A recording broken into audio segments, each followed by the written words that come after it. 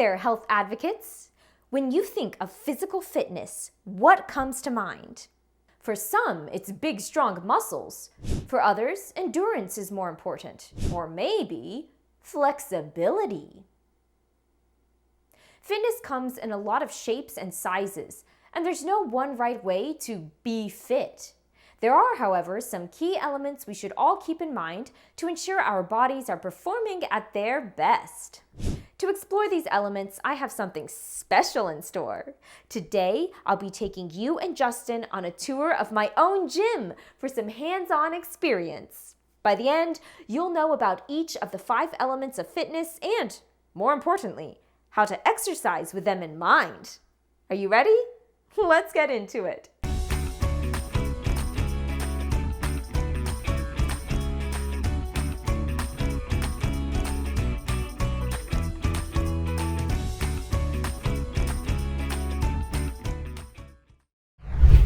Hey, Justin! Welcome to my kingdom. Oh, wow. It's bigger than I thought it would be. There's a lot of equipment, huh? Okay, so is this your first time at the gym? This is my first time at any gym, at least in a long time. I only ever needed a sidewalk or a trail to run on in the past. You bring up a good point, Justin. You don't have to have a gym membership to work on all 5 elements of fitness. As we tour the gym and look into some different exercises, I'll discuss some alternatives that can be done right at home. Now, without further ado, let's get started.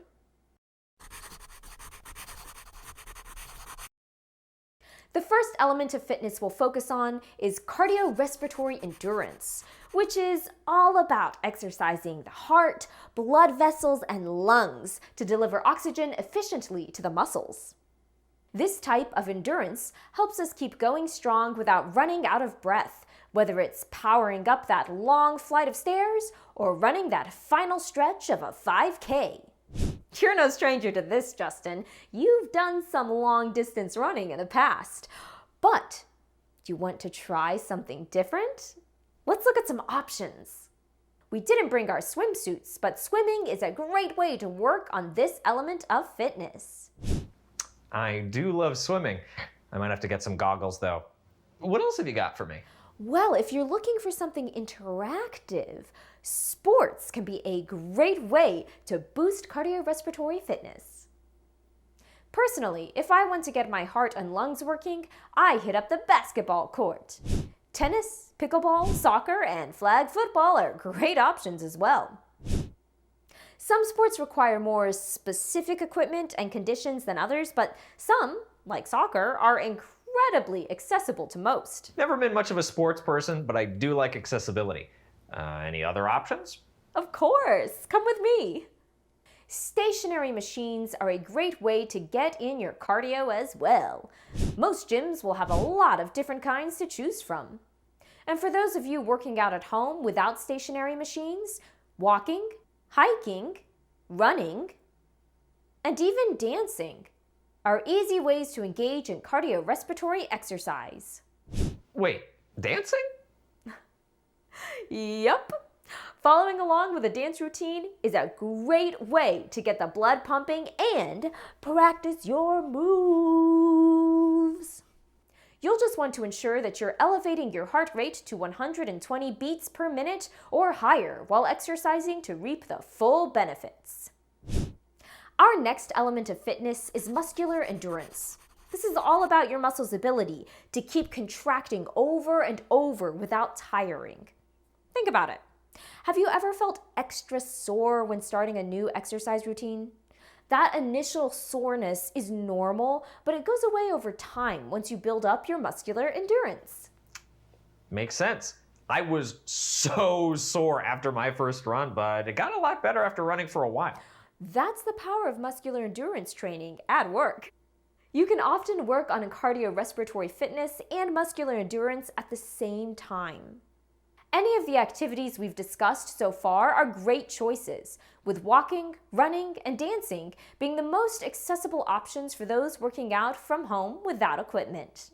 Let's check out another section of the gym. See these mats? They're a common place to work on the next element of fitness, flexibility. Flexibility is all about the range of motion of your joints. Improving range of motion increases performance in physical activities while also helping us maintain good posture and prevent injuries.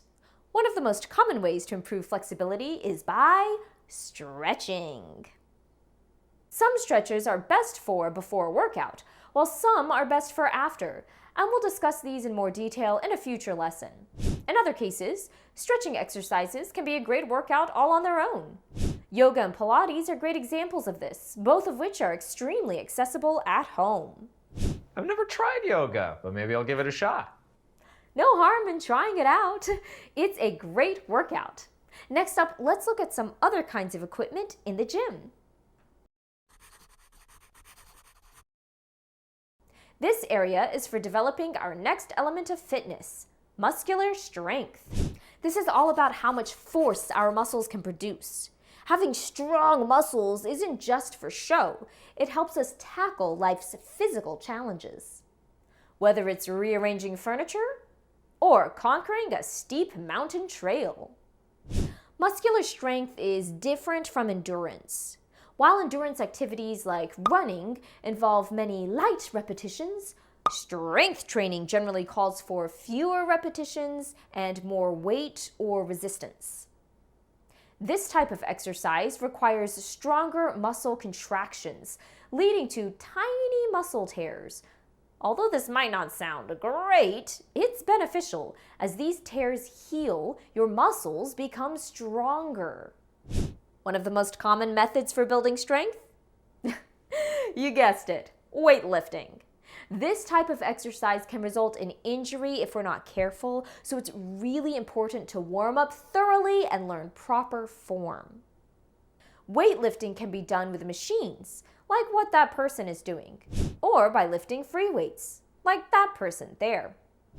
If you're getting into free weights, where, as the name implies, the weights are free in your hands, form and technique become extra important because there isn't a machine to guide the motion. It's best to learn from someone with more experience to prevent injury. And if weights aren't your thing, resistance bands are an option as well. Or, if you'd rather avoid using equipment, you can use your body weight instead. Push-ups, sit-ups, and bodyweight squats are great examples of muscular strength exercises that don't require equipment. I'm definitely a fan of exercises that don't require extra equipment. That just leaves us with one element of fitness to go, right? Yep. The last element of fitness is body composition, which has to do with the percentage of muscle, fat, and bone in the body. Healthy percentages vary based on biological sex, age, and other individual factors, but exercising regularly and minding our nutrition helps us keep these numbers at healthy levels. Health advocates, if you have any questions or concerns about your own body composition, it's best to talk to a licensed professional such as a doctor or dietitian. And with that, we've wrapped up our tour of the gym and this lesson on the 5 elements of fitness. These include cardiorespiratory endurance, muscular endurance, flexibility, muscular strength, and body composition. Keep in mind that you don't have to work on all of these elements of fitness with every workout or activity. The key is to shoot for a variety of activities so you can enjoy as many benefits as possible.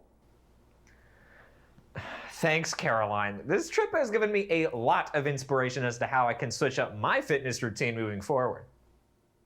No problem, Justin. I'm so glad I could help.